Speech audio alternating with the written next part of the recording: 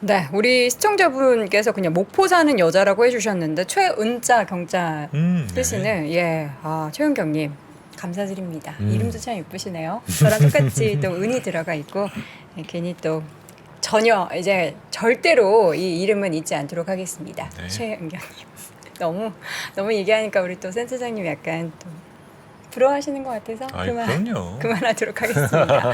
자, 이번에는 증시 샷도면 바로 만나보도록 하죠. IBK 투자증권 박근영 부장 함께합니다. 부장님 어서 오세요. 네, 어서 오세요. 네, 부장님은 늘 성실의 아이콘이잖아요. 누가 네. 막 뭘 보내준다고 해서 더 열심히 하고 뭐 그러지 않죠?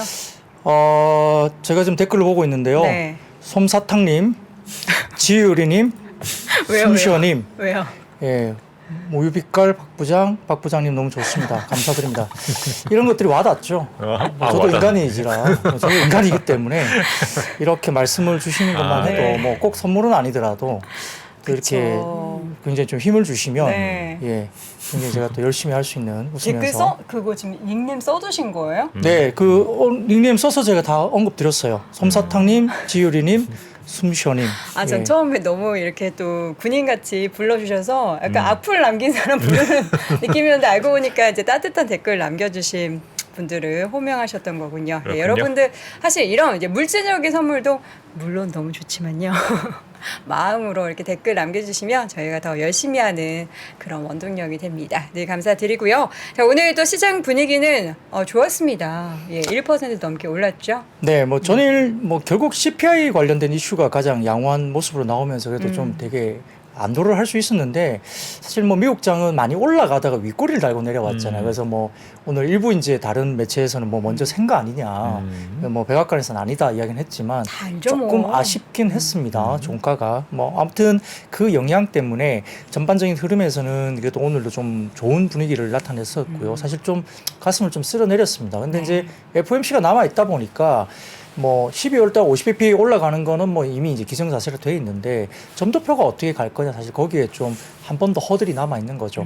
자, 우선 이제 표를 한번 보여주시면 일단은 12월 달에 FOMC에서 얼마나 올릴 거냐 그것보다는 이제 내년 2월이 좀 문제인 것 같아요. 그래서 내년 2월 정도에 어느 정도 올릴 거냐는 문제가 있는데 결국은 이거 보시면 전체적으로 지금 원래 50bp 정도까지 올라간다고 이제 2월 달에 그 전망치가 굉장히 높았습니다만 어제 그 물가지표 나온 이후에 2월 회의에서 25bp 인상 확률이 35% 수준에서 57%로 이제 대거 올라왔습니다. 그러니까 터미널 레이트, 그러니까 최종 금리 수준이 5%를 크게 안 넘을 수도 있다는 기대감을 가질 수 있는 분위기로 가는 거기 때문에 그 정도라면 지금 현재 마켓에서 프라이싱 하고 있는 것은 터미널 레이트가 한 5.25 정도까지는 뭐 어느 정도 마켓에 이제 반영이 되고 있는 상황이라서 그걸 넘기지 않고 조금 더 낮게 형성이 된다면 사실은 시장은 조금 더 안도 랠리를 좀 갈 수 있는 그런 모습이 아닌가 싶습니다. 역시 이제 미국의 일단 CPI 호조라든지 뭐 또 증시도 마감이 굉장히 좀 상승 마감을 했기 때문에 코스피 역시 8포인트 정도 수준에서 상승 출발을 했습니다. 기관이 양시장 현물 매수하는 가운데 외국인들은 제한적인 현물 매도와 또 선물은 또 오히려 대규모로 시작부터 매수로 들어왔고요. 상승폭을 확대하면서 9시 20분경 전부터 외국인들은 전반적인 양시장 현물 순매수로 전환했습니다. 다만 이제 오늘 FOMC가 예정되어 있기 때문에 이걸 조금 이제 경계를 하는 것 같았습니다. 그래서 수채별 수급은 오전 한때는 대체로 좀 관망세를 보이는 그런 모습이었는데요. 업종별로는 의료종밀과 의약품, 서비스업 등이 강세인 반면 통신업과 성유의복, 유통업 그리고 운수창고 등 여행 관련주들도 약세가 좀 보였다는 정도 단기적인 차익 물건이 좀 나온 상황입니다. 원달러 환율은 밤사이 달러 약세라든지 외국인 증시 순매수에 따라서 뭐 1,300원 아래로 좀 내려가긴 했는데 장중에 위안화가 또 약세로 돌아섰고 FOMC 격리 심리 유입에 또 하락폭이 또 일부 반납되는 모습까지 보였는데요. 외국인이 매수하면서 지수 상승을 여전히 유도를 했습니다. 특히 이제 대형주 집중으로 매수 수위가 지수를 끌어올리는 역할을 했고요. 전체적인 흐름에서는 전기전자, 화학, 서비스 등 외국인들의 매수가 들어왔고 기관은 철강, 건설 제외한 대부분 매수를 했는데 기관은 코스닥에서도 게임이나 반도체, 2차 전지 쪽에 매수가 일부 들어왔습니다. 조금 세분화해서 본다면 업종별로는 쪽에서는 전기차가 좀 부각이 되면서 포스코 케미칼이 어느 정도 좀 올랐고요. 근데 비금속 광물이 강세를 보였고 전일 하락에 대한 되돌림으로 현대 그다음에 기아차 각각 상승하면서 운송 장비 강세도 주도했습니다. 감기약 수요 확대 속에 의약품도 연이어서 이틀 정도 굉장히 강세를 보였고요. 일부 종목은 급등을 나타낸 종목도 있었습니다.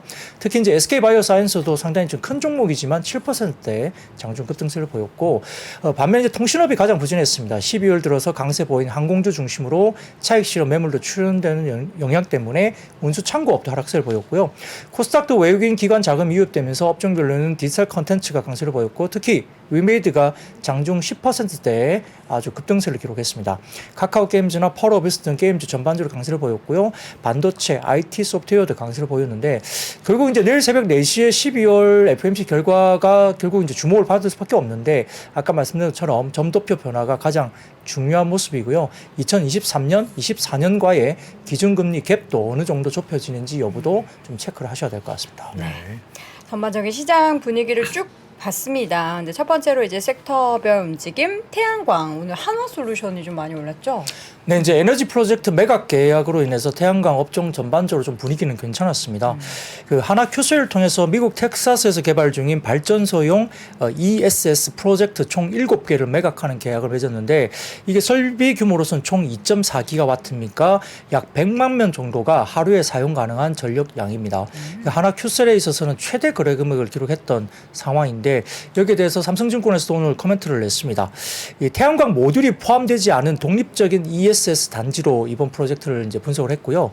과거에 태양광 발전소 건설 후에 매각해온 점과 좀 차별적으로 이제 언급을 했는데 사업 모델은 부지와 배터리 구매 이후에 EPC 과정을 거쳐서 발전 사업자에게 매각하는 구조입니다. 이번 인수자는 스페인의 민자 발전사인 악시오나라는 회사라고 알려져 있는데요. 각 단지가 텍사스 전력망에 연계되면서 전력이 저렴할 때 구매한 뒤에 ESS에 저장을 한 후에 전력 가격을 상승이 되면은 판매하는 구조로 이렇게 분석이 됐습니다. 하나솔루션은 2020년 유상증자 과정에서 신규 사업으로 그린 에너지 솔루션을 꼽았는데 EPC 솔루션을 기반으로 발전소 매각을 진행하기로 계획했고요. 이번 매각도 신규 사업의 일환으로 꼽을 수 있다고 삼성증권은 분석을 했고 역시 사업 확장 관점에서 긍정적이라는 분위기인데 이게 뭐냐면 태양광 제조업체에서 에너지 솔루션 업체로 좀 변모하는 중장기 전략을 좀 보여줬다라고 분석을 했고요. 여기에 따라서 이번에 매각에 대한 이익 증가 효과가 아마 미들에서 하이 싱글 정도 그러니까 뭐 약 5에서 10% 정도 사이에 영업이익률을 예상한다고 분석을 했고요. 추가적인 이익 기회도 충분히 이제 기여를 할 수 있는 부분이기 때문에 어쨌든 긍정적인 이벤트로 분석을 한 것 같습니다. 근데 미국 관련된 태양광 모듈을 좀 가져와 봤습니다. 표를 하나 좀 띄워주시면 이 수출 물량과 수출 단가 추이인데요. 역시 유럽보다는 지금 미국 쪽이 상당히 좀 좋은 분위기로 가고 있는 상황이고 물량도 물량이지만 수출 단가도 미국 쪽에서 태양광 쪽에 상당히 올라오는 모습이 현재 보이고 있기 때문에 업황이 상당히 좋다고 볼 수 있겠고요.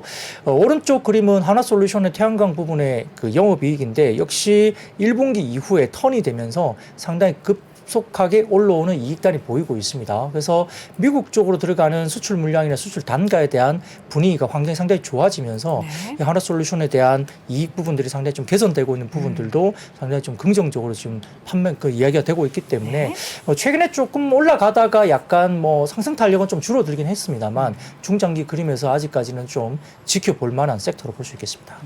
첫 번째로 태양광, 그 가운데 한화솔루션 등의 종목들 강세 이야기 들어봤고요. 이어서는 기술주가 좀 미국에서도 좋아서 우리나라도 좀 영향을 미쳤죠. 네, CPI가 큰 폭으로 하락하면서 역시 이제 성장주들이 결국은 어제 상당히 큰 폭으로 올랐고 필라델피아 반도체 지수도 이제 그 가운데서 많이 올랐는데요. 역시 아마 여러 가지 부분에서는 아직까지는 반도체 관련된 업황은 내년 2분기까지는 좀 지켜봐야 된다라고 계속적으로 말이 나오는데 항상 똑같은 반복입니다. 업황은 그렇지만 주가는 선행한다. 막 그런 논리가 계속 반복되고 있는 모습이고요. 더군다나 지금 스마트폰 시장에서도 애플이 삼성전자를 누르고 이제 점유율 1위로 오를 것으로 보고 있어서 하이닉스도 좀 안 좋지만 삼성전자까지도 상당히 좀 어려운 국면에 분명히 있습니다. 근데 그럼에도 불구하고 아무튼 어제 같은 경우는 성장주의 강세가 좀 이루어지면서 전반적인 흐름에서는 그 반도체 관련주라든지 그다음에 일부 카카오나 그다음에 IT 중에서는 삼성 SDI, LG 디스플레이 이런 쪽도 상승세를 보였고요. 뭐 위메이드나 NC소프트, 뭐 넥슨 게임즈, 펄어비스 같은 게임주들도 뭐 공성적으로 올랐는데 근데 그게 중요한 게 아니고요. 오늘 같은 경우에 SK 하이닉스 같은 경우는 일부 좀 조정을 받았습니다. 큰 폭의 조정은 아닙니다만 시장이 좀 오르는 관계에서 좀 빠졌는데 이슈가 하나 있었죠. 오늘 뉴스가 하나 나왔습니다.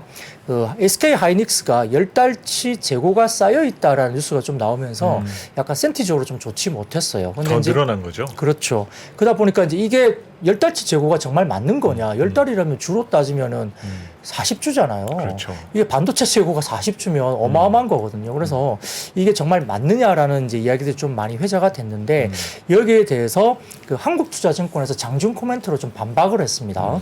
이거는 이제 개인 투자자한테 어떻게 전달이 됐는지 모르겠지만 이제 제가 오늘 같이 공유됐던 코멘트를 좀 말씀드리면 그 사진을 하나 띄워주시면은 지금 재고 자산 관련된 SK 하이닉스의 자료입니다. 이게 숫자로 보시면은 당분기 말, 전분기 말 이렇게 되어 있는데 이 부분은 2022년 3분기 기준 SK 하이닉스 분기 보고서상의 재고 자산 금액을 나타내는 표입니다. 근데 재무제표상 재고 자산에는 완제품 재고가 그리고 제공품 재고라는 게 두 가지가 복합적으로 포함되어 있는 것으로 알려져 있습니다. 완제품은 역시 이제 만들어져 있는 반도체 재고고요. 이 제공품 재고는 현재 제조하고 있는 과정에 있는 물품을 이 제공품 재고라고 알려져 있습니다. 그러니까 그게 같이 복합적으로 이제 알려진 게 재고로 잡혀 있다 보는데요. 이 전분기 대비 제품 재고가 175%로 늘긴 했지만 제공품 재고 또한 46% 증가하면서 전반적으로 이제 상승률은 분명히 양쪽에 다 있습니다만 절대 금액으로 따져보면 제품 재고와 그다음에 제공품 재고가 절대 금액으로 거의 유사한 수준으로 늘었습니다. 이 표에서 그렇게 얘기돼 있거든요. 그러면은 이게 당장 시장이 풀려서 가격을 낮추는 물량은 실제 뭐 절반 정도다라고 생각할 수 있는 거겠죠. 그러다 보니까 실질적으로 지금 이 전체 재고 물량이 다 쏟아져서 가격을 엄청나게 끌어내릴 거라고 보기는 조금 뭐라 그럴까 그 뉴스는 약간 오버스러운 뉴스라고 이제 코멘트를 한 거죠. 그래서 이 당장 시장에 풀려서 뭐 10달치 재고가 다 나오면서 시장을 엄청나게 가격을 뭐 폭락시키는 그런 정도의 내용으로 보기에는 조금 약간 다른 의미로 봐야 된다 이야기하고 있고 한국투자증권에서는 재고 추정치가 연말 기준 SK 하이닉스 기준으로서는 디램은 12주에서 14주 정도, 낸드는 15주에서 17주 정도로 전망한다. 코멘트를 냈습니다. 아까 말씀드렸듯이 10달치 재고면 40주잖아요. 그러니까 그거에 비해서는 한 절반 정도도 좀 안 되는 그런 정도의 재고 수준입니다. 거기다가 NH투자증권에서 오늘 리포트가 또 이제 공식적으로 SK 하이닉스가 나왔는데 23년 업계 전체 출하량 증가폭은 디램 기준 9% 정도인데 이거는 재고를 포함한 수치로 증가폭이기 때문에 실제 생산량 기준으로 봐서는 역사상 처음으로 전년 대비 감소할 것으로 전망한다라는 NH투자증권 코멘트가 나왔거든요. 그러다 보니까 공급 감소는 상반기보다는 분명히 하반기에 집중될 건데 결국은 줄어드는 공급에다가 그다음에 하반기에는 스마트폰 신규 물량, 그다음에 하이퍼스케일러들도 데이터 센터 투자가 내년 하반기 정도는 조금 회복 국면을 본다는 전망 때문에 전반적으로 하반기 실적 개선이나 그다음에 2024년도는 SK 하이닉스가 NH투자증권 기준으로서는 18조 6천억 정도까지 24년도에는 대규모 영업이익으로 턴이 될 것이다 전망을 했기 때문에 결국 이런 전망치로 봐서 이제 적정한 뭐 어떤 목표 주가를 유지하고 있다라는 코멘트를 또 냈기 때문에 하이닉스가 10달치 정도 재고에 대한 뉴스가 있었지만은 좀 슬라이스하게 빠지긴 했습니다. 근데 좀 아쉬웠죠. 시장이 괜찮았는데. 근데 이제 그 뉴스에 대한 이야기들을 각 증권사 애널리스트들이 이렇게 조금은 시각을 가지고 코멘트를 냈기 때문에 저희가 좀 눈여겨볼 필요는 있을 것 같고요. 더군다나 좀 번외로 중국 반도체 관련해서 또 이슈가 또 있었거든요. 그래서 로이터 통신을 통해서 중국이 자국 내 반도체 산업을 육성하기 위해서 187조 원 정도의 대규모 지원안을 마련 중이다라고 보도가 나왔습니다. 그러다 보니까 중국과 관련해서 뭐 반도체 제조 공장 건설과 장비, 구매 이런 것에 대해서 중국 쪽으로 납품하는 국내 뭐 장비 업체나 반도체 관련주가 있을 수 있잖아요. 그러다 보니까 그런 주식들이 오늘 이제 과거에 이력이 있던 그런 이력이 있던 종목들이 부각이 되면서 오로스 테크놀로지라든지 넥스틴 그다음에 뭐 주성 엔지니어링, 제우스 이런 종목들이 그와 연관해서 급등세를 일부 나타내기도 했습니다. 네. 전반적으로 어쨌든 반도체 큰 그림 그려보면은 뭐 하반기 언젠지는 모르겠지만 그때부터 업황은 좋아지는 거고 주가가 언제부터 오르냐가 그렇죠. 이제 뭐 우리 가장 선행한다라고는 걱정되는 하는데. 거는 항상 노래말에도 그런 거 있잖아요. 슬픈 예상은 항상 또 잘 맞아요. 슬픈 예감을 네. 왜 틀린 적이 없는지. 맞아요. 그래서 사실 그런 부분이 수습되는데 또 검증해야 될 부분들이 있다 그쵸. 보니까 막연히 이제 괜찮다 하기보다는 오히려 조금 더 객관적으로 우리가 점검해야 될 부분인 것 같습니다. 네. 자, 이어서는 제약 바이오주들이 오늘 대거 올랐어요. 네, 뭐 제약 그 중소형 제약주는 어제부터 그쵸. 사실 급등세였죠. 실제 항생제나 해열제 품귀 현상이 중국뿐만 아니라 유럽도 마찬가지다 이렇게 나오고 있고 국내 같은 경우도 지금 긴급하게 여러 가지 조치들이 취해지고 있습니다. 역시 이제 어제도 올랐기 때문에 사실 오늘 같은 경우에 약간 뭐 2차 급등이라서 종목과 관련된 단기적인 부담은 분명히 있는 상태인데요. 뭐 사재기 사태라든지 이런 것들이 뭐 중국에도 여전히 있을 수밖에 없겠죠. 언론에 따르면 중국의 베이징 발열 환자 수가 일주일 새 16배 급증했다. 당연히 그럴 수밖에 없죠. 리오프닝 했으니까. 그리고 지난 11일 하루 진료를 받은 발열 환자가 22,000명, 일주일 전보다 16배 늘었고요. 120 구조 요청은 정점이었던 지난 9일 하루 동안 31,000건에 달하면서 평소보다 6배 정도 증가를 중국 시장에서 했다고 합니다. 방역 완화 이후에 중국은 현재 뭐 의심되는 발열 환자가 급증한 건 당연하고요. 그다음에 사실 PCR 검사를 아예 안 하고 있기 때문에 어느 정도 확진자가 있는지 사실 정말 모를 것 같아요. 검사를 안 하니까 당연히 뭐 알 수 없는 그렇죠. 거죠. 그래서 네. 신뢰할 수 있는 어떤 지표가 나오는 게 별로 없습니다. 그래서 전반적으로 뭐 신속 항원 검사 키트가 동이 나고 있고 우리도 평소보다 했죠. 뭐 서너 배 웃돈을 주면서 뭐 거래를 하고 있는데 그것도 거래도 잘 안 될 정도로 이제 물량이 없다 보는 거죠. 근데 삼성증권에서 지금 중국 코로나 대유행 시나리오 관련된 표를 하나 냈는데요. 하나 가져와 봤습니다. 이건 그냥 삼성증권의 추정치입니다. 그래서 이제 한국의 사례를 적용한다면 아마 2023년 1월 달에는 1,100만 명 정도까지 코로나 확진자 수가 1일 확진자 수가 나올 수 있고 그다음에 미국 사례를 적용하면 아마 1월 달 이후로 1분기에 인당 340만 명이니까. 그러니까 이제 레인지가 굉장히 큽니다만 이렇게 굉장히 그 대유행 시나리오가 내년 1분기에 폭증할 수 있는 가능성에 대해서 이제 언급을 하고 있는 겁니다. 근데 이건 삼성증권뿐만 아니라 전 세계적으로도 중국 시장을 볼 때 1분기에 폭증에 대한 이슈는 다 있는 건 사실인 것 같습니다. 거기다가 최근에 이제 그 중국 내에서 팍스로비드의 소매 판매가 허용되면서 일부 물량이 좀 풀렸다 이야기가 나왔는데 이게 뭐 판매 소식이 전해진 지 30분 만에 전부 완판됐다 이렇게 이야기가 돌았거든요. 근데 이제 그게 사이트가 다시 내려갔다고 해요. 그러다 보니까 물량이 어느 정도 풀린지 모르겠습니다만 이 물량이 풀리면서 그 첫 소매 판매에서 30분 만에 제품이 완판됐기 때문에 이와 관련해서 종목과 관련해서 이 팍스로비드 관련된 주가 이제 또 관련해서 굉장히 급등세를 보였습니다. 그래서 제일약품 그다음에 KPX 생명과학 이 종목은 상한가를 갔고요. 그다음에 우리바이오 이렇게 팍스로비드 관련 주로서 언급됐던 종목들도 오늘 굉장히 좀 급등세를 보였고요.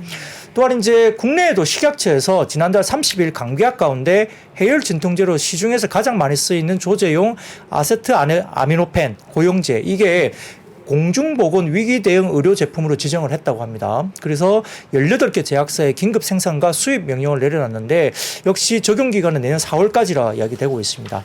지금 그 표를 하나 가져왔는데요. 정부가 긴급 생산 명령을 내린 18개 제약사에 대한 표입니다. 여기에 나온 제약사들이 이제 어떤 품목으로 어떤 업체가 이렇게 정부가 긴급 생산 명령을 내린 제약사인지 자세하게 도표가 나와 있으니까 참고를 하시면 될 것 같고요. 이 관련해서 조제용 그 아세트 아미노펜 650mg 성분에 대해서 약가를 인상해 주는 대신에 12월부터 내년 11월까지 기존 대비 월 평균 50% 이상 추가 공급을 확보하고 내년 4월까지 60% 확대한다 이렇게 이야기가 나온 것 같고요. 또한 이제 건강보험공단은 제약사와 약가 협상을 통해서 정당 50에서 51원 정도이던 약값은 70원 정도로 올리고 그다음에 추가 생산 물량에 따라 최고 20원을 가산해 주기로 한 것 같습니다. 이에 따라서 타이레놀 8시간 ER 서방정은 90원 그리고 타이레펜 8시간 ER 서방정은 650mg과 타이몰 8시간 ER 서방정 650mg은 70원으로 책정했다 이야기 나오니까 어쨌든 단가도 좀 올려주면서 전반적인 물량을 긴급 생산을 좀 이제 요청을 한 것 같은데요. 여기에 따라서 이제 관련된 제약주가 상당히 그 급격하게 또다시 오늘도 상승 쪽으로 굉장히 좀 수급이 쏠렸던 하루로 볼 수 있습니다. 네. 이 제약바이오의 여러 특징 중에 하나가 네. 또 물론 이제 경기방어주의 과거의 성격도 있었지만은 또 유동성 시장 금리가 떨어지면은 또 수익률이 좋은 산업 중에 하나예요. 근데 그게 또 미국은 또 그런 방어주적인 성격으로 그렇다라고 하는데 우리나라는 약간 그 제약바이오주 그렇죠. 성격이 약간 성장주 느낌이잖아요. 그렇죠. 네. 그래서 그러니까 지금 우리나라에도 성장주가 크게 두 가지 분류로 나눠지는 것 같아요. 플랫폼 기업들로 한 축이 나눠지고 그다음에 이제 제약바이오인데 둘의 차이점이 있다라면은 그 동안에 가격 조정을 받았었던 기간이 조금 다릅니다. 제약바이오가 제약바이오가 더 오래 쉬었어요. 그렇죠. 한 3년 쉬었죠? 한 2년 반 가까이 쉬었습니다. 그러니까 아무래도 최근 시장 금리가 조금 더 떨어지는 거에 눈이 먼저 간다라는 거죠. 이제 왜냐하면 속도 조절은 시작되고 시장 금리는 먼저 떨어질 테니까. 그래서 뭐 지금 감기약 품귀라든지 이런 내용들 말고 약간 스타일적인 측면의 내용도 추가해서 보실 필요가 있을 때인 것 같아요. 지금 최근 이제 남아 있는 이슈적으로 보면 다음 달에 JP 모건 헬스케어 컨퍼런스도 있어. 뭐 그런 것도 있고 또 하나 이제 생각해 볼 게 우리 바이오 관련 기업들이 네. 돈을 많이 끌어모았었잖아요. 네. 그러다 보니까 재무 상황이 지금 별로 안 안 좋아요. 좋죠. 그러면 내년에 돈을 더 다시 또 끌어모아야 되잖아요. 근데 지금 금리에서 돈을 끌어모으기가 어려워요. 그렇죠. 그럼 그런 돈을 끌어모으기 전에 해야 될 게 뭘까요? 좋은 얘기를 좋아. 많이 해내놔야죠. 그래서 그런 이슈 등도 좀 참고해서 보시면 좀 도움이 될 겁니다. 알겠습니다. 제약바이오 얘기는 좀 자주 하게 될 것 같습니다. 네. 자, 이어서 요 mRNA. 저는 사실 이러는 거 나올 때마다 이게 대체 뭘까 생각드는데 네, 그냥 이제 맞습니다. 약간 대명사로 딱 받아들여지는 것 같아요. 네, 뭐 사실 저도 피비긴 하지만 공부를 한다고 해도 이 바이오는 정말 좀 그렇죠. 어려워요. 맞아요. 이게 제조하고는 좀 다른 쪽이라서 저도 이렇게 설명에 대한 한계가 분명히 저도 있는 건 사실입니다만 아무튼 이제 우리가 그냥 mRNA 이렇게 해서 좀 그냥 알고 있는 뭐 우리가 잘 알려진 그런 내용인데 모더나가 고위험 흑색종 환자에 대한 기존 치료법에 자사의 암 백신을 추가한 임상 실험을 했는데 이 암의 재발이 절반 가까이 줄었다고 발표가 된 겁니다. 그래서 모더나가 고위험 흑색종 환자에게 머크사의 키트루다를 투여하는 표준요법에 자사의 실험용 mRNA 기반 암 백신을 추가하는 임상 이상 실험을 진행을 했었는데 암 재발이 44% 정도 줄었다고 하니까 엄청나게 뭔가 진전이 있는 거죠. 이것 때문에 사실은 모더나 같은에서 동일한 범주의 환자를 대상으로 계획된 3상 시험과 다른 암에서도 유사한 결과가 만약에 나오면 메신저 RNA 기반의 개인화 암 백신 치료가 시작될 수 있다라고 굉장히 긍정적인 어떤 결과치라고 발표를 했기 때문에 사실은 모더나가 전일 20% 가까이 급등세를 보였습니다. 그거와 관련해서 국내에 관련된 종목으로 본다면 ST팜이 mRNA 핵심 원료 생산 기술을 보유하고 있고 그다음 파미셀 같은 경우도 mRNA 관련된 백신 원재료 공급 기업으로 알려져 있죠. 그래서 이런 종목들도 굉장히 주목을 받았고요. 삼성바이오로직스도 그리고 녹십자도 mRNA CDMO나 백신 개발을 발표한 바가 있기 때문에 관련주로서 상대적으로 좀 강세를 보였던 하는데 그 한국투자증권에서도 역시 이제 과거에 최근에 보면 리포트가 또 나와 있습니다. 암 백신까지는 조금 시간이 필요하긴 하겠지만 RNA 시장은 계속적으로 개화하면서 성장을 하고 있다. 이렇게 한국투자증권에서 꾸준하게 이제 리포팅을 하고 있기 때문에 결국 모더나는 암이나 일반 바이러스에 대한 백신 개발을 진행하는 이력도 있고 근데 이제 아직은 국내 기업 중에 mRNA 관련된 암 백신 개발을 발표한 기업은 아직은 없긴 합니다만 ST팜이나 파미셀 같은 경우도 꾸준한 실적이 또 우상향이 계속 나오고 있는 회사이기 때문에 좀 중기 장기적으로 좀 관심을 가지자 이런 코멘트를 계속 내고 있고요. 아무튼 RNA 시장이 계속적으로 개화되고 있는 방향성은 맞지 않느냐 이렇게 코멘트를 하고 있는 리포트가 나오고 있기 때문에 오늘도 주목을 좀 받았던 것 같습니다. 네. 바이오주 이야기는 이렇게 좀 정리해 보도록 하겠고요. 오랜만에 2차 전지 관련해서 쭉 종목들이 올랐어요. 네, 정말 오랜만이었죠. 정말. 네. 뭐 사실 4분기 실적에 대한 우려가 분명히 있습니다. 첫 번째로는 원자재 가격이 떨어지면서 단가가 떨어질 수 있는 그런 분기 그리고 두 번째로는 원달러 환율이 상당히 좀 환율 효과가 3분기에 좋았잖아요. 그게 이제 지금 1,300원 이하로 떨어지고 있기 때문에 그런 부분에서 원달러 환율도 좀 부정적인 부분이 분명히 있는 거고 수요에 대한 이슈도 조금 이제 테슬라가 이제 촉발한 수요에 대한 부담도 사실 있는 부분이기 때문에 3분기 대비 4분기가 성장률에 대한 부분 그리고 일부 종목들은 오버행 이슈라든지 그다음에 4분기 일회성 비용 뭐 이렇게 성과급이라든지 이런 것들 관련된 4분기 숫자에 대한 퀘스천이 사실 있기 때문에 조정이 나오고 있는 거죠. 그리고 이제 LG 에너지솔루션 같은 경우는 이제 수급적인 긍정적인 이벤트가 끝났기 때문에 그에 대한 거꾸로 이제 부메랑을 약간 받는다 그래야 될까요? 거꾸로 이제 올랐던 종목이고 또 밸류에이션 부분이 좀 부담스러운 국면에서 이제 팔기 시작하는 이제 매물들이 11월 중순 이후로 연기금도 계속적으로 그렇게 나왔다고 볼 수 있습니다. 근데 결국 이제 DS 투자증권에서는 이제 논리는 똑같아요. 결국은 이 중장기적으로 봤을 때는 어차피 이제 전기차 시장은 아직은 좀 남아 있다라는 이야기인 것 같고요. 다만 이제 긍정적인 업황에서 가격적인 측면에서는 지금 미국 시장에서 결국은 전기차 가격 때문에 완성차들이 이제 SUV나 픽업 트럭, 럭셔리 이런 고수익성에 좀 집중하고 있다는 것이거든요. 그리고 2차 전지나 전기차를 보더라도 좀 북미 쪽에서 만드는 차가 좀 사이즈가 커요. 그렇죠. 큰 차들 네. 많이 내잖아요. 네. 그렇기 때문에 다소 좀 그 미국 시장에서 이야기되는 2차 전지 관련된 수요도 다른 대륙보다는 상당히 북미 쪽이 크다고 볼 수 있습니다. 그리고 시장의 성장에 대한 룸도 중국보다 유럽보다 미국이 아직은 7에서 8% 정도밖에 안 되기 때문에 성장의 룸이 상당히 많다고 볼 수 있는 상황이죠. 그리고 IRA 법안 같은 경우도 탈중국화가 되기 때문에 결국은 거기에 대한 셀이 진출한 셀 회사는 국내 3사밖에 없지 않냐. 그러면 결국 수혜다. 뭐 똑같은 이야기가 반복됩니다. 표를 하나 가져와 봤습니다. 이게 보시면은 자, 글로벌 전기차 성장률 전망을 보시면은 어떻게 보이십니까? 결국 글로벌이 성장이 올해 53% 정도 성장을 했고요. 그다음에 중국도 뭐 86% 성장했지만 내년 성장률은 전체 글로벌이나 중국은 올해 대비 내년은 상당히 떨어지는 모습이 성장 둔화가 보이는 거죠. 근데 유럽은 뭐 상대적으로 좀 그렇지만은 미국이 보시면 올해 40%와 거의 비슷한 성장률을 여전히 구가할 수 있는 시장이기 때문에 역시 이제 그러면 미국 쪽에 포커스가 맞춰져야 된다는 게 맞는 것 같습니다. 다음 표를 보여주시면은 주요 지역별 전기차당 배터리 용량인데요. 보시면 어떠세요? 미국이 상당히 높게 형성되어 있죠. 제일 위쪽의 선들이 미국입니다. 중국과 유럽보다는 미국 쪽에 이 전기차당 배터리 용량이 상당히 크고 차가 크고 큰 트럭들이 많고 하니까 많이 들어간다는 거예요. 그렇죠. 네, 그런 부분들이 배터리 용량이 많이 이제 소요될 수밖에 없고 그리고 성장률이 여전히 살아있는 그런 지역은 북미 쪽인데 그 북미 쪽에서 잘하는 셀 업체는 결국은 한국 셀 업체다. 그럼 그 소재에 따른 결국은 한국 소재가 성장률 아직까지는 남아있지 않나 뭐 그런 이야기를 할 수 있습니다. 그래서 오늘 조금 일진머티리얼즈 같은 경우도 한동안 계속 쉬었던 종목인데요. 동박업체이지만 오늘 꽤 많이 올랐고요. 뭐 첨보라든지 최근에 좀 쉬었던 종목들, 그다음 PI 첨단 소재, 성일하이텍, 그다음에 삼성 SDI도 간만에 상승세를 좀 보인 하루였습니다. 네. 자, 또 오늘 올랐던 걸 보니까 뭐 웹툰, 영상을 제작하는 콘텐츠 기업들 여전히 좋죠. 네, 뭐 표를 먼저 한번 보시죠. 네. 최근에 뭐 웹툰이나 컨텐츠 미디어는 상당히 좋았습니다만 웹툰 관련 쪽도 상당히 좋습니다. 좀 작아서 보이실지 모르겠는데요. 이게 일본의 피코마 쪽의 인기 국산 IP가 정리된 표입니다. 이게 이제 하나증권에서 이제 낸 표인데요.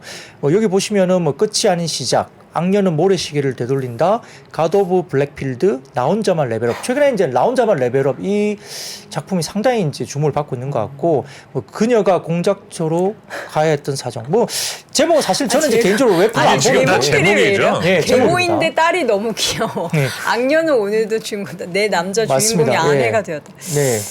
그래서 이게 뭐 에피소드 수라든지 봤을 때 약간 음영 처리가 된 그런 그 인기 국산 IP가 에피소드 수도 상당히 좀 독보적으로 많은 상황이고 그 다음에 인기 순위를 봤을 때도 상당히 위쪽으로 많이 이제 형성돼 있죠. 네, 그렇습니다. 그래서 최근에 이제 스토리 IP 강국이 사실 일본인 분명히 이제 일본인 시장이 맞는데 여기에서 팬덤이 이제 구축되고 있다. 특히 이제 최근에 웹툰 중에 나 혼자만 레벨업 이게 굉장히 좀 유행이라고 합니다. 뭐 저는 상당히 아직은 못 본 작품이라 잘 모르겠지만 애니메이션하고 게임으로도 출시될 예정이기 때문에 기대감이 상당히 높다고 게임으로 이야기되고 나오고 좋을 것 있고요. 같아요. 네, 그래서 원래는 그 과거에 그동안 웹툰 IP에서 애니메이션으로 뭐 일본 시장에서 애니메이션화 되거나 그 다음에 게임화 시도가 사실은 일본 팬덤이 없는 상황에서 과거에 이루어졌는데 최근에 수출이나 매출 규모에서 상당히 그 플랫폼, 일본의 1위 만화 플랫폼 피코마에서 한국의 오리지널 IP 일본 수출이 굉장히 잘 되고 있고 이게 거의 8년 만에 지금 최근에 일어난 현상이라고 합니다. 그래서 웹툰 거래 매출의 한 2, 3배 정도의 매출 잠재력을 보유하고 있기 때문에 이게 뭐 애니메이션, 게임, 굿즈와 1등이 실질적으로 이제 현실화되고 있는 부분이라서 주목을 받는다고 이야기되고 있는 상황이고요.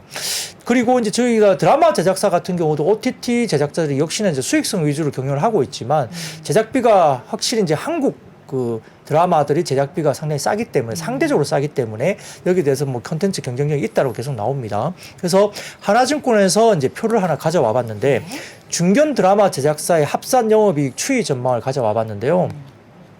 전반적으로 이제 올라오는 모습들이 적자 규모에서 21년도부터 흑자 규모로 확실히 돌아서는 게 보이기 시작합니다. 근데 23년 기준으로 확연하게 뛰어오른다라고 하나증권에서는 이제 이렇게 포캐스팅 했는데, 근데 뛰어오르는 회사가 눈에 띕니다. 이게 보면 스튜디오 NU라는 회사가 제일 밑에 좀 크게 뛰어오르고, 그 다음에 A스토리는 올해도 잘했고 내년도 그 정도 할 것 같고요.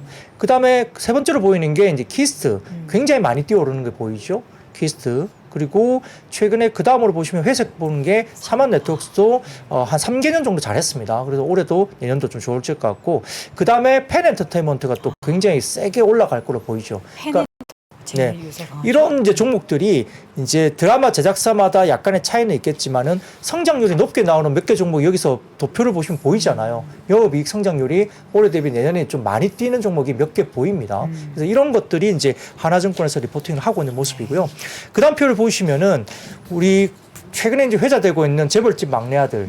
자, 재벌집 막내 아들 드라마가 이제 웹툰으로 쭉 가다가 드라마 공개 이후에 웹툰 조회수 변화인데 드라마 시작 이후에 어떻게 보이세요?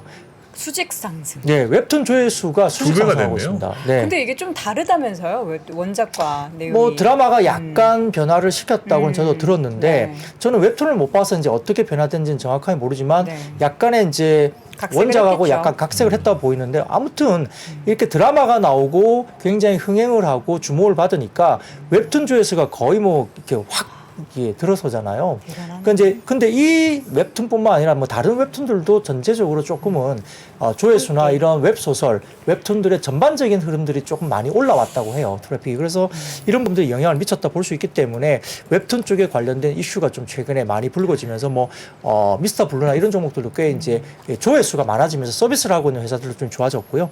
그 다음 표를 보여주시면은 중국 수출 드라마 회당 판권가인데요.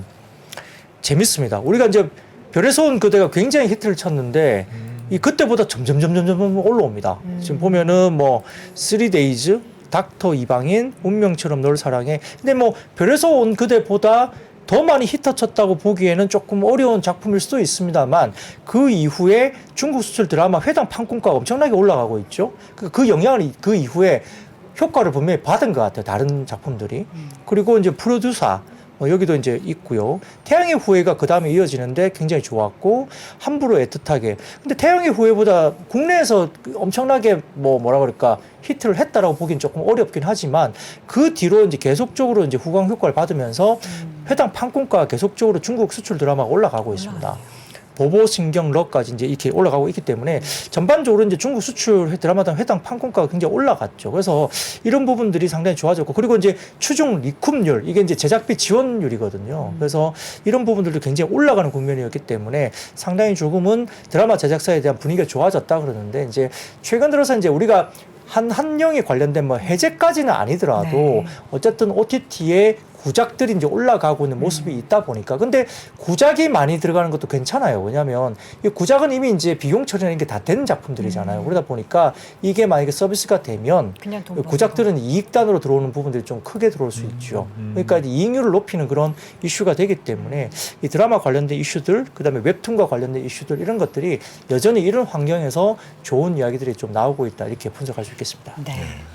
펜 엔터테인먼트 내년에 그 아이유와 박보검 주연의 드라마도 네. 편성됐더라고요. 그렇군요. 그걸 보면서 와 너무 인기 많아지겠다라는 그런 생각도. 저는 직업병 있습니다. 탓인지 여기 아까 인기 IP들 타이틀이 쭉 웹툰, 나왔었잖아요. 예전에 보면은 다 썼던 리포트 제목들이 많이 있는 거예요. 뭐 정말요? 끝이 아닌 시작이라든지 어. 나 혼자만 레벨업이라든지 이런 것들 사실 증권사 리포트에서 많이 봤었던 내용들이거든요. 그분들이 다 이걸 여기 작가분들이 오마주 주식을 근데 하시는 사실 이제 거예요. 서로 왔다 갔다 하는 거죠. 이제 저 역시도 이제 영화나 드라마에서 그런 따오기도 힌트를 하고. 따오는 부분 등이 많았는데, 이제는 웹툰을 봐야 되겠네요. 증권사 여기서 딱 그러니까, 봐도 제목이. 뭐 써보고 싶은 타이틀이 몇 가지가 있어요. 보면은 뭐요?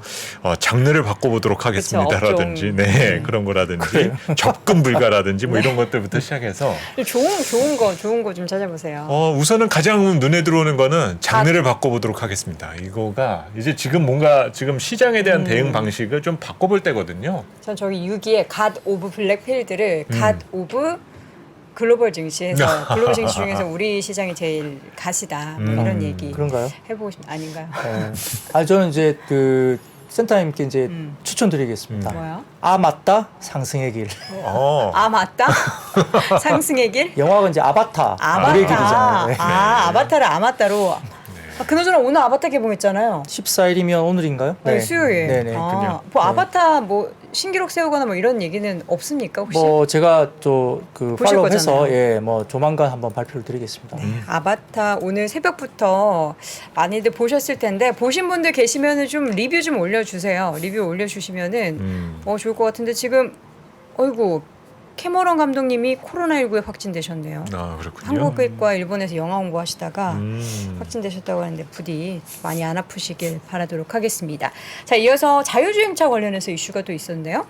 이제 정부가 국내 자동차 기업의 글로벌 자율주행 시장 진출을 지원하기 위해서 미국의 국제 자동차 기술자 협회 SAE와 자율주행 표준 개발에 협력하는 것으로 알려졌다. 이렇게 사실 뉴스가 하나 나왔어요. 그러니까 뭐 특별한 어떤 뭐 자율주행과 관련된 기술 개발이나 이런 건 아닌 것 같고요. 관련된 표준 개발 이 관련된 부분들이 한국과 미국이 이제 공동 협력한다 이런 것들 때문에 관련된 쪽에서 그냥 단순 테마 정도 수준으로 주가가 좀 그러니까 관심을 받은 거죠. 네. 그 정도입니까?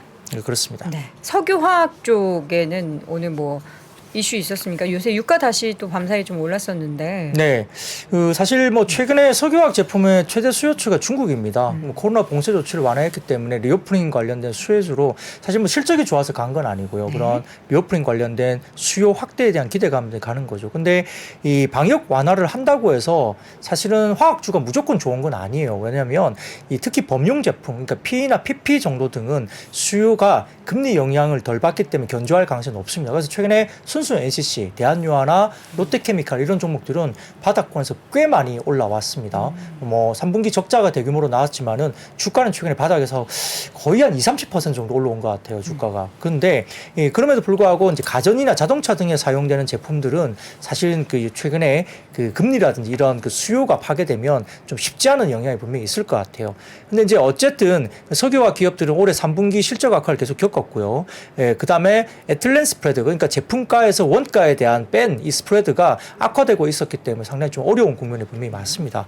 세계 최대 석유화학 소비 제품 중국의 내수가 또 살아나면 좋게 될긴 될 것 같은데, 근데 사실은 그 여전히 중국도 증설이 가장 큰 문제예요. 왜냐하면은 중국의 피명목 수요는 2년째 약보합으로 지금 진행되고 있고, 반면 중국은 공격적인 증설을 했기 때문에 실질적으로 수입량은 2020년도부터 22년까지 약 28.5%나 감소하고 있습니다. 그러니까 아까 말씀드린 수요는 약보합이고 증설을 하고 있으면서 수입을 안 하고 있죠. 그러면 우리나라가 수출하는 물량이 적어질 수밖에 없는 거잖아요. 그래서 중국의 피수입량이 2020년으로 회복을 하려면 지금 이제 우리가 수출을 그대로 그때처럼 좋게 수출을 많이 하려면 중국 수요가 약 20% 이상 늘어나야 된다고 이제 계산되고 있기 때문에, 그러면 그만큼 중국 수요가 정말 늘어날 거냐? 이거는 사실 내년에 봐야 되는 거죠. 그래서 약간 리오프닝 기대감 하나만으로 주가를 땡긴 건데 이게 이제 밸류에이션 상도 마찬가지고 실질적으로 중국 수요가 정말 20% 정도 이상 늘어날 거냐는 봐야 되는 거죠. 왜냐하면 중국의 공급 이슈도 있기 때문에 만만하지는 않을 수 있다. 이렇게 말씀드릴 수 있겠습니다. 그렇군요. 자, 화학주 지금 얘기하는데 아바타 보신 분들 계신가 봐요. 네. 아바타 영상미가 정말 대단하다라는 이야기. 조춘 선생님이 나오신다고요? 아니겠죠? 이건 좀 비유겠죠. 이제, 네. 스포일러는 하지 마세요, 여러분. 네네. 큰일 나요. 네. 스포일러는 절대 하지 마시고요. 재밌다, 재미없다. 요 이제 의견만 올려주시면 되는데 대부분은 재밌으셨다, 볼만하다라는 의견 주셨고요. 이제는 OLED 이야기를 좀 해보도록 하겠습니다. 네, 애플이 2024년 OLED 탑재한 맥북 에어와 아이패드 프로를 출시할 걸로 뭐 이미 이야기가 굉장히 많이 되고 있습니다. 사실 그 24년 OLED 디스플레이 탑재한 13인치 맥북 에어 그리고 11인치 그다음에 12.9인치 아이패드 프로 모델을 선보일 건데 그래서 뭐 OLED 디스플레이가 탑재한 뭐 맥북 아이패드는 사실 제품은 그때 여태까지 없었죠. OLED 쪽은. 그래서 이게 휴대폰 쪽이 아니라 이제 좀 대면적으로 들어가니까 좀 의미가 있다고 보입니다. 표를 띄워주시면 이게 어떤 의미가 있는지 제가 좀 설명을 드릴 텐데요. 아이폰이나 아이패드, 맥북을 중심으로 이렇게 보는데 역시 아이폰의 판매액과 그다음에 아이패드와 맥북 판매액은 상당히 현저한 차이가 있습니다. 그죠? 굉장히 아이폰이 당연히 판매액이 월등하게 많을 수밖에 없고 아이패드나 맥북은 아이폰 대비해서는 떨어질 수밖에 없죠. 근데 판매 대수도 마찬가지로 떨어집니다. 근데 가로 세로 면적 단위로 본다면 이야기가 좀 달라집니다. 5배. 그죠? 그래서 제일 오른쪽에 소자 소비량을 보면 아이폰보다 아이폰이 거의 조금 더 올라갈 가능성도 있고 맥북이 조금 처지긴 하지만 아이폰만큼 굉장히 따라가는 어떤 면적이 된다는 거죠. 그래서 실질적으로 아이폰이 엄청나게 많이 팔고 절대적으로 수량이나 판매 대수나 그다음에 판매액을 보면은 굉장히 높지만 이 면적 기준으로 본다면은 결국은 이 아이패드나 맥북에 들어가는 OLED가 상당히 많은 소재를 쓸 수밖에 없고 그 시장이 굉장히 크다라고 우리가 이야기할 수 있는 거죠. 근데 실질적으로 그 아이패드나 맥북과 같은 이런 쪽은 디스플레이 쪽에 버닝 효과가 있어요. 그게 뭐냐면 이 그 빛이 태양이나 이런 빛이 들어오면 이게 빛 번짐이나 약간 그런 게 버닝 효과가 있습니다. 그래서 잘 안 보이게 예, 되는? 잘 안 보이고 약간 그런 게 있거든요. 그러다 보니까 그 OLED 발광 소재를 한 개 층이 아니라 2개 층이나 3개 층으로 적층을 합니다. 적층. 예, 그렇기 때문에 이런 부분에서 겹쳐서 제조하는 방식이 사용되기 때문에 아마 2계층, 3계층으로 쌓이게 되면은 뭐 자연스럽게 절대 소재 용량도 더 많아질 수밖에 없죠. 그래서 이렇게 덕산 네오룩스 같은 이런 종목들이 뭐 매출이 증가하게 되는 환경이 된다고 이제 분석을 할 수 있습니다. 그래서 그게 이제 스태킹이라고 하더라고요. 더블, 그다음에 트리플, 뭐 스태킹, 이게 적층이라고 하는데 그런 쪽으로 되기 때문에 아까 말씀드렸던 것처럼 아이패드나 맥북은 판매량이 아이폰에 대해서 당연히 현저하게 적지만 면적 기준으로 보면은 아이폰에 비해서 부족하지 않은 수준까지 소재를 쓸 수 있는 시장이니까 상당히 중장기 성장해서 소재 사용량은 더 많을 수밖에 없다. 그래서 오늘 덕산 네룩스가 뭐 시장도 물론 좋았지만 약간 급등세를 보였던 이유도 여기 있다 볼 수 있습니다. 그렇군요. 자, 마지막으로는 GS 리테일 딱 한 종목인데 지금 편의점 관련해서 이슈인가요? 아니면 뭐 또 다른 관련한 이슈가 있었나요? 네, 오늘 GS 리테일도 한 4% 이상 이제 주가가 빠졌던 모습인데요. 사실은 10월 26일 바닥 대비 25%나 급등하면서 단기적인 차익 실현이 나올 수 있는 구간이기도 했고요. 그다음에 새롭게 런칭하는 GS 프레시몰이 1시간 내에 바로 배달 서비스를 한다라고 발표를 한 게 오히려 주가를 하락시킨 우려 요인으로 작용했다라고 분석이 됐습니다. 이게 온라인 사업 부분에 적자를 키울 수 있다는 우려인데 이게 GS 프레시몰의 바로 배달 서비스가 기존의 슈퍼 더 프레시에서 하던 퀵 서비스 사업이라고 알려져 있기 때문에 어떻게 보면 매장을 활용한 배송 서비스이기 때문에 기존에 발생했던 퀵 커머스 비용 외에 추가 비용 발생은 상당히 좀 제한적일 가능성이 높아서 오늘 같이 이렇게 주가가 많이 빠진 것은 좀 다소 좀 과하다 이런 이야기는 될 수 있습니다만 우선적으로 말씀드렸던 그 바닥 대비 주가가 25% 일단 올라왔기 때문에 이런 우려스러운 모습들이 나오면서 사실 주가가 좀 빠졌다 이렇게 같이 갈 수 있겠습니다. 근데 이제 한국자증권에서 이제 그 관련해서 오늘 좀 빠지니까 약간 좀 많이 빠지면 오히려 뭐 살 기회도 될 수 있다 이런 코멘트를 냈는데 결국 그 GS 리테일의 온라인 사업 부분의 적자가 4분기에도 크게 감소할 가능성이 크다.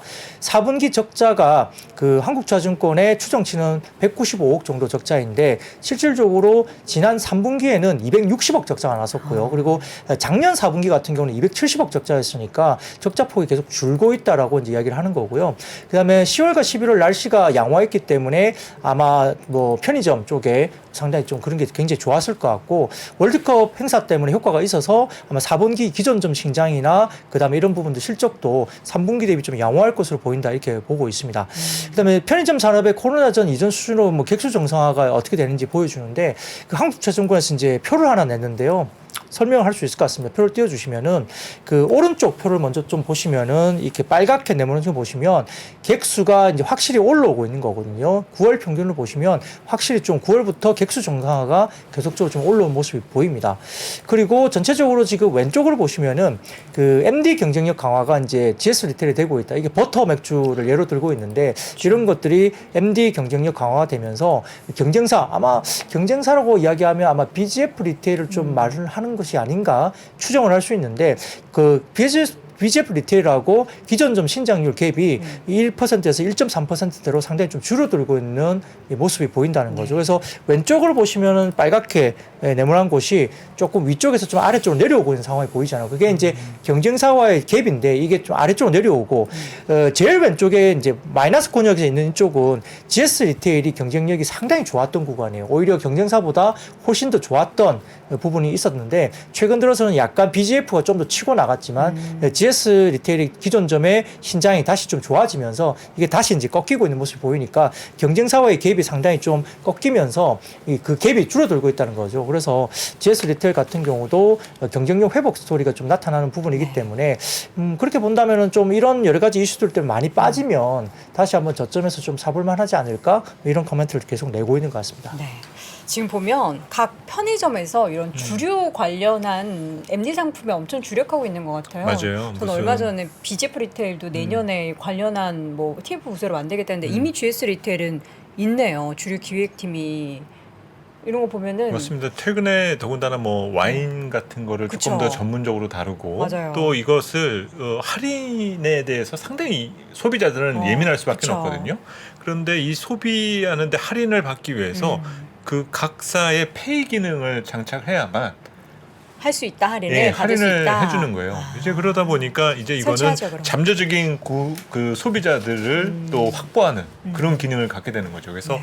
조금 이런 변화된 모습 등을 최근 편의점주들이 보여주는 것이 조금 더 기대감을 높이고 있는 상황인 것 같습니다. 저는 이런 걸 보면서 나도 술을 한번 담가볼까.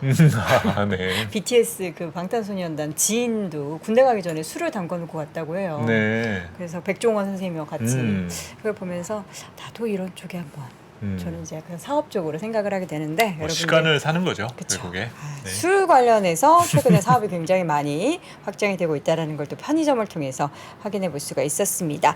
자, 그리고요, 여러분 하나 뭐 보여주실 게 있잖아요, 우리 센터장님. 제가 지난번에도 한번 잠깐 보여드렸었는데요. 저희 그 교보증권에서 연간 전망을 책으로 냈습니다. 맞습니다. 그래서 뭐 이 책을 팔려는 건 전혀 아니고요. 비매품입니다. 그래서 안 팔죠. 네, 그리고 어디 홈페이지나 이런 데 올라와 있지도 않은 책이에요. 그래서 좀 책을 읽는 습관을 기르시라라는 취지에서 그런 선생님 같은 말씀하지 마시고 내용 그래서- 좋다는 얘기 좀 해주세요. 네, 우선은 뭐 연간 전망 내용 다 들어가 있고 네. 또 자동차라 그 2차 전지라든지 부동산 PF 관련된 내용들도 자세하게 적어놨으니까 그쵸. 특히 또 이번에는 글씨를 크게 저희가 썼습니다. 제일 아주. 좋아요, 제일 그래서 조금 읽기 편하실 것 같고 사실 리서치 센터장이 연말에 어떤 선물을 드릴 수 있을까 하면 사실 종목을 드려야 될 텐데 이 안에 그게 있잖아요, 답이. 꼭 선물 잘못하면 또 이게 폭탄이 될 수도 있거든요. 사실 뭐 저는 물고기를 드리기보다는 물고기 잡는 법을 알려드리는 사람이다 보니까 네. 조금 더 저하고 같이 호흡할 수 있는 그런 부분 취지에서 네. 뭐 책 내용이 어렵지는 않습니다. 뭐 어느 정도 투자 지침서에 익숙하신 분들이라면은 하루나 이틀 정도면 충분히 다 보실 수 있으니까 네. 오늘 그 게시판에 거 남겨주시면 드립니다. 네, 지금 보면요, 되는 분들에게. 댓글창에 저희가 3프로TV 경제심과 함께의 고정 댓글로 남겨뒀습니다. 링크를 클릭하시고 신청을 하시면 저희가 50분에 한해서 선착순 아니고요, 추첨을 통해서 드리도록 할 테니까요. 여러분들 지금 책을 읽어라 이런 관점 아니고요. 여러분께 인사이트 그런 말씀하지 마시죠. 그런 거 네. 아니고요. 좋은 내용을 여러분께 좀 전달해 드리고자, 그리고 이제 책을 또 고급지게 만들었기 때문에 요거 한 권이면은 내년 시장에 대해서 어느 정도 좀 큰 그림을 그려볼 수 있다라는 점 여러분 꼭 확인해 보셨으면 좋겠습니다. 자, 이렇게 해서 여러분께 또 우리 센터장님께서 50권의 책 선물 드리도록 하겠고요. 오늘 한 번 더 들어서 보여주세요. 네. 이 책입니다. 네. 디자인 굉장히 MZ세대 우리 디자인 분이 신경 많이 쓰셨다고 하고요. 네. 꽂아두면 괜히 이제 내년에 다음 스텝 우리가 밟을 수 있는 후퇴는 도약의 시작이다. 네, 그렇죠. 우리도 도약할 수 있는 그런 투자 전략을 잘 만들어 볼 수 있도록 연간 전망 내용을 담은 책을 선물로 드릴 테니까요. 꼭 한번 신청해 보시길 바랍니다. 책을 읽읍시다. 자, 그리고 오늘 증시저터맨 역시나 오늘도 함께 고생해주신 IBK 투자증권 박근영 부장은 이만 보내드리도록 하겠습니다. 부장님 오늘 고맙습니다. 네, 감사합니다. 그 한 가지만 그 본인 현상을 제가 조금 잘못 설명한 것 같아가지고 예. 어쨌든 그 번지는 좀- 게 아니었어요? 예, 댓글에 바로 잡아주셨네요. 네네. 예, 오일리지 소자 변색으로 인해서 색상 편차가 나는 현상 이렇게 번지는 게 바로잡아주셔서 아니라 색상이 네. 조금 다르게 보이는. 저도 조금 잘못 알고 있었던 것 같습니다. 아무튼 뭐 바로 잡아주셔서 네. 감사합니다. 우리 시청자분들 중에서는 정말 똑똑한 분들이 많습니다. 어휴. 여러분들과 함께하는 3프로TV 퇴근길 라이브 되도록 하겠고요. 이제 바로 잡아주신 IBK 투자증권 박근영 부장을 정말 보내드리도록 하겠습니다. 고맙습니다. 네, 감사합니다. 네. 2023년 투자 계획을 고민하고 계십니까? 2022년을 돌아보고 내 종목을 점검해 볼 시간. 그래서 준비했습니다. 반도체, 2차 전지, 자동차, 인터넷, 바이오, 그리고 국내와 글로벌 투자 전략까지 각 분야 베스트 애널리스트만 모셨습니다. 2023 베스트 투자 전략. 이번 강의는 사전에 설문조사를 통해 투자자분들이 진짜 궁금해하는 내용을 담았습니다. 12월 22일 목요일까지만 제공되는 3프로TV 다이어리 캘린더 세트와 수강료 37% 할인 혜택을 절대 놓치지 마세요. 자세한 내용은 영상 하단 링크 또는 네이버에 3프로TV를 검색하세요.